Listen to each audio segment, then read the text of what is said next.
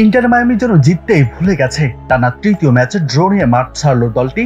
Miami আজ সকালে শার্লটের বিপক্ষে হেরেও যেতে পারত, তবে লিওনেল মেসির একমাত্র গোলে 1-1 ড্র করেছে দলটি। নিজেদের মাঠ ফোর্ট লডারডেলে স্থানীয় সময় শনিবার রাতে এই ম্যাচে গোলশূন্য ছিল প্রথমার্ধ, তবে ম্যাচটায় গোলের দেখা প্রথম পায় সফরকারী শার্লট। 57 মিনিটে ব্র্যান্ডন ব্রোনিকের পাস মায়ামির বক্সের ভিতর খুঁজে পায় ক্যারল। তিনি বক্সের ভেতর থেকে গোলটা করতে ভুল করেননি। গোল খাওয়ার পরে কোচ জেরাটো টাটামার্টিনো দল জেগে ওঠে। জর্দি আলবার ক্রস থেকে লিওনেল মেসির হেডার ফিরিয়ে দেন প্রতিপক্ষ গোলরক্ষক। তবে 68 মিনিটে তার আগুনের শটটা রুখতে পারেনি শার্লট গোলরক্ষক। বক্সের বাইরে থেকেই মেসির শট গিয়ে আসতে পড়ে জালে। ম্যাচে সমতা ফেরায় মায়ামি। এরপর দু দলই সুযোগ পেয়েছে।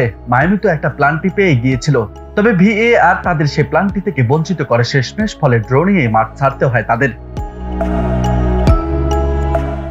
এই নিয়ে মেজর লিগ সকারে টানা তৃতীয় ড্র করল দলটি।